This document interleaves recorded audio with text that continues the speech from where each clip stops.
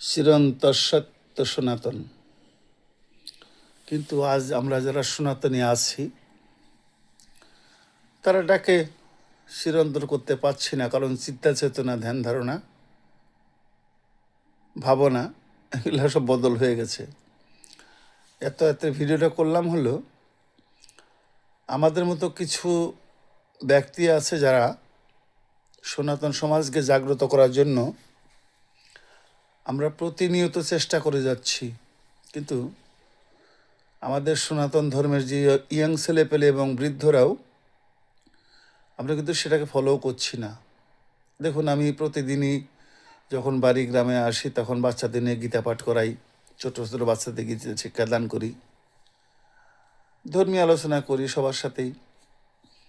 কিন্তু আমরা যে প্রচেষ্টাটা করে যাচ্ছি, আমরা যে ফেসবুকে, ইউটিউব চ্যানেলে যেগুলো দিচ্ছি সনাতনীরা, আমাদের সনাতন ধর্মের লোকেরা সেগুলা লাইকও করে না, কমেন্টও করে না, এবং যাদের চ্যানেল আছে সেগুলো সারপ্রাইজও করে না, অন্যগুলো করে। তো তাহলে আমাদের এগুলো করে কী লাভ? আমরা কয়েকজনকে বাঁচাতে পারবো এটাকে? সনাতনকে পারবো না। তো সেহেতু স্বধর্মে নিধনং শ্রেয়, পরাধর্ম ভয়াবহ। কাজেই আমরা যারা এগুলো প্রচেষ্টা করছি, আপনাদের চোখে পড়া মাত্রই সনাতন ধর্মের যে মিডিয়াগুলো সেগুলোকে লাইক করবেন, কমেন্ট করবেন এবং সাবস্ক্রাইবটা করে যাবেন, নিজের ব্যক্তির স্বার্থে, জাতির স্বার্থে, গোষ্ঠীর স্বার্থে, ধর্মের স্বার্থে। দেখবেন অন্যান্য ধর্মের লোকেরা যখন পোস্ট করে তখন দেখবেন সেখানে হাজার হাজার লাইক, কমেন্ট এবং সাবস্ক্রাইব আছে, কিন্তু আমরা করলে সেটা পাচ্ছি না। না পাওয়ার কারণটা হচ্ছে যে আমরা নিজের ধর্মের প্রতি শ্রদ্ধাশীল নই।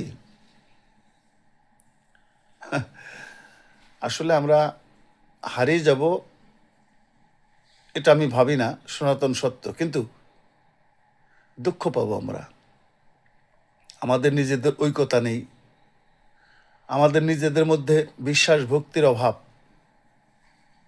তো সেহেতু সবার কাছে সবিনয় নিবেদন থাকবে, সনাতনী মিডিয়া যেই পোস্ট করুক সেখানেই লাইক, কমেন্ট এবং সেখানে সাবস্ক্রাইব করবেন এবং মতামত জানাবেন, ভুল ত্রুটি ধরিয়ে দেওয়ার চেষ্টা করবেন নিজেদের ধর্মের স্বার্থে, গোষ্ঠীর স্বার্থে। এবং অন্য ধর্মের লোককে অবশ্যই অশ্রদ্ধা করবেন না। আমরা সনাতনী সবাইকে সম্মান করব। শুভরাত্রি, সবাই ভালো থাকবেন, সুন্দর থাকবেন। স্রষ্টা এবং